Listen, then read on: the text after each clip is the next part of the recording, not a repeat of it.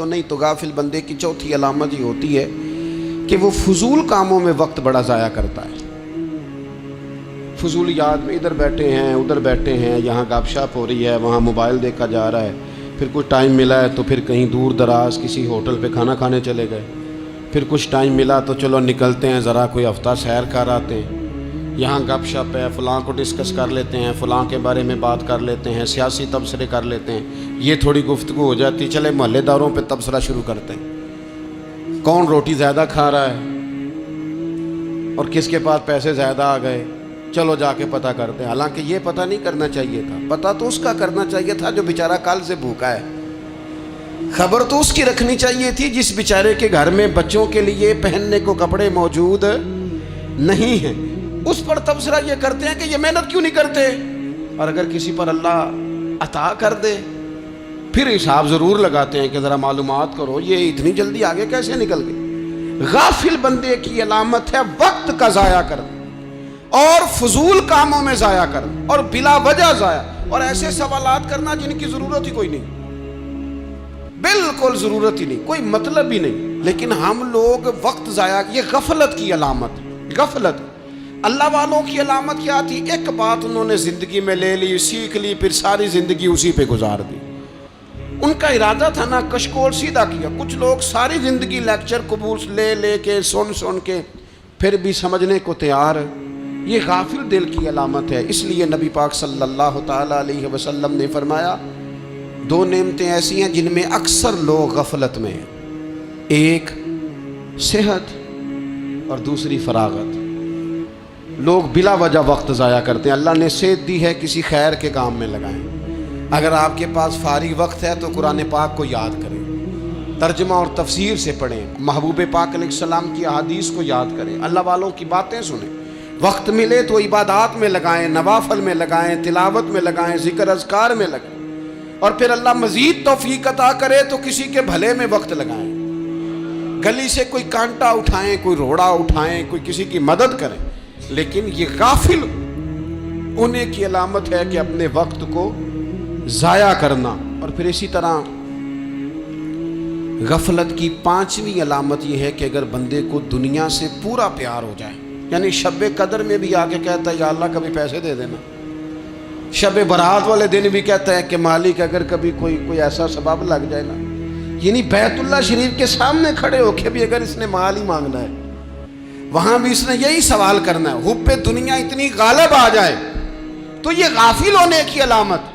دنیا ضرورت ہے، مقصد نہیں ہے، دنیا کی حاجت ہے، مقصد نہیں ہے، یہ مقصود نہیں۔ اور جب لوگ فقط دنیا کے مال کو، دولت کو، نبی پاک علیہ السلام نے فرمایا وہ لعنتی ہے جو درہم اور دینار کا بندہ بن گیا ہے، پیسوں کا بندہ بن گیا ہے، مل جائے تو خوش ہوتا ہے، نہ ملے تو تکلیف میں آ جاتا ہے۔ یہ غافل بندے کی علامت۔ مومن تو وہ ہوتا ہے کہ دولت رزق حلال ضرور کماتا ہے تاکہ کسی کے آگے ہاتھ نہ پھیلانا پڑے، کوشش ضرور کرتا ہے، پر دنیا کو جیب میں جگہ دیتا ہے، دل میں نہیں دیتا۔ اس کی جگہ جہاں ہے اسے وہاں رکھتا ہے، اسے دل میں جگہ، دل تو ایک ہے، اس میں رب و رسول کو بسائیں گے یا کسی اور کو بسائیں گے؟ تو حب دنیا یہ غافل ہونے کی بہت بڑی علامت ہے۔ پھر اسی طرح جو بندہ رب کریم کو جانتا نہیں نا وہ بھی غافل ہو جاتا ہے۔ ایک تو جو یہ نہیں نہ جانتا کہ رب کریم سزا دے گا، وہ مجھے دیکھ رہا ہے، اسے نہ اونگ آتی ہے نہ نیند آتی ہے، جو اس کی معرفت نہیں رکھتا کہ میرا رب ہر وقت مجھے دیکھ رہا ہے، وہ بھی غافل ہو جاتا ہے۔ جسے پتہ ہونا کہ مجھے دیکھ رہا ہے وہ غافل نہیں ہوتا۔ اور جو یہ سمجھ لیتا ہے نا کہ شاید معاذ اللہ ثم، اس یقین کو پکا نہیں کرتا، وہ غافل ہو جاتا ہے۔ اور ایک جو یہ نہیں نہ جانتا کہ رب مہربان کتنا ہے، وہ بھی غافل ہو جاتا ہے۔ مجھے بتائیے سب سے زیادہ تو بندہ اس کے دروازے پہ جاتا ہے نا جو سب سے زیادہ مہربانی کرنے والا ہو، اس دروازے سے بندہ اٹھتا ہی نہیں۔ تو جس کو یہ یقین ہو جائے نا سب سے زیادہ کرم فرمانے والی ذات اللہ رسول کی ہے، وہ کبھی رب رسول سے غافل نہیں ہوتا، وہ کبھی اللہ رسول کا دروازہ چھوڑ کے نہیں جاتا۔ وہ کبھی کسی اور جگہ جا کے پناہ تلاش نہیں کرتا. جسے پتہ چل جائے نا وہ کریم کتنا ہے، مہربان کتنا ہے. ملا رومی رحمت اللہ علیہ فرماتے ہیں بہت بڑا مجرم تھا ایک بندہ، بہت بڑا گناہگار تھا، بت کو پوجتا تھا، تھک گیا ساری رات بت کے سامنے کھڑا تھا، معاذ اللہ یا صنم یا صنم یا صنم کہتے، تھک گیا، نیند آ گئی، اونگ آ گئی. جب پوری طرح نیند آ گئی اور دماغ پہ نیند قبضہ کرنے لگی تو اس کے منہ سے نکل گیا، صنم صنم کہہ رہا تھا نا، نکل گیا یا صمد، او بے نیاز مالک. رب کریم نے فرشتوں سے فرمایا دوڑ کے جاؤ، جو کہتا ہے اسے دے دو. فرشتے کہنے لگے مالک تو بت کو پکار رہا تھا، اس نے تو غلطی سے نام لیا ہے. فرمایا مجھے نہیں پتا، لیکن دیکھو نا اس نے مجھے پکارا تو ہے نا. کتنی دیر سے جھوٹے کو پکار رہا تھا، اس کا معاملہ حل نہیں ہوا. اب اگر سچے کو پکارنے پہ بھی حل نہ ہوا تو فرق کیا رہ جائے گا. دے دو جو مانگتا ہے، دے دو. میرے دوست گھر پتہ چل جائے وہ کریم کتنا ہے، وہ مہربان کتنا ہے. میرے رسول پاک علیہ الصلوۃ والسلام نے تو فرمایا تیری آنکھ سے اگر اس کے خوف سے اتنا آنسو بھی نکل گیا جتنا مچھر کا پر ہوتا ہے، تو جس طرح بھینس کے تھنوں سے نکلا ہوا دودھ واپس تھنوں میں نہیں نہ جاتا، جو اتنا بھی روئے نہ روئے اللہ کے خوف سے، وہ بندہ دوزخ میں نہیں جائے گا. تھوڑی دیر کے لیے ڈر جائے اپنے رب سے، آئے تو صحیح. عدم معرفت غفلت پیدا کرتی ہے، تو آ تو صحیح، وہ تو کریم ہی بڑا ہے، وہ تو مہربان ہی بڑا ہے. حضرت زنیرہ رضی اللہ تعالی عنہ حضور کی صحابیاں ہیں.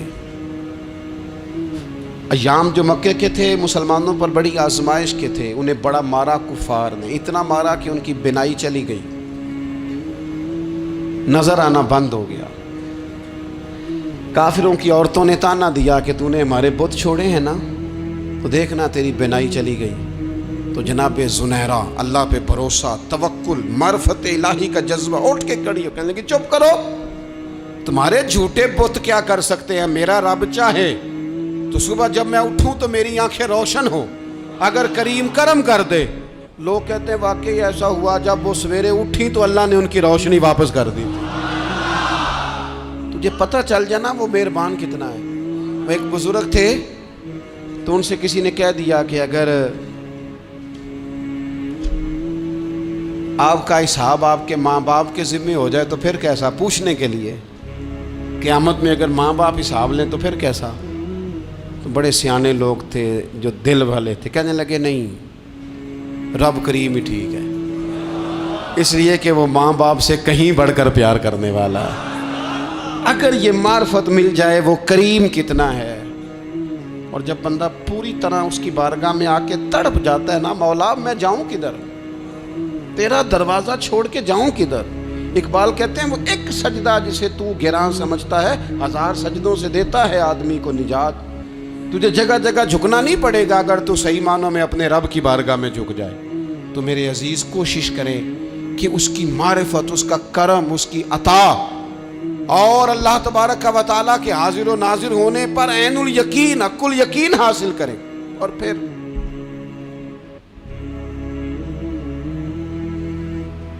آٹھویں بات یہ ہے کہ غافل لوگوں کی صحبت بھی بندے کو غافل کر دیتی ہے. غافلوں کی صحبت میں نہ بیٹھیں، ان کی صحبت میں بیٹھیں جن کے پاس بیٹھنے سے دل میں رب رسول کی محبت پیدا ہوتی ہے. غافلوں سے بچیں. چنگیاں دے لڑ لگی ساں تے چولی چ پھل پئے، تے جدوں میں پیڑیاں دے سنگ رل گئی تے میرے اگلے بھی ڈول گئے. برے آدمی کی صحبت بندے کو غافل کر دیتی. غافلوں کی صحبت میں کبھی نہ بیٹھیں، کبھی نہیں.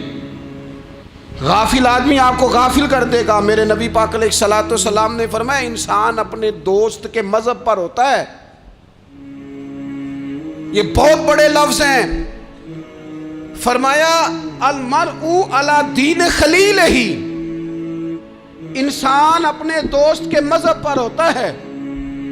تو دیکھ تو نے دوست کس کو بنایا ہے. جو تیرے دوست کا مذہب ہوگا وہی تیرا ہو جائے گا.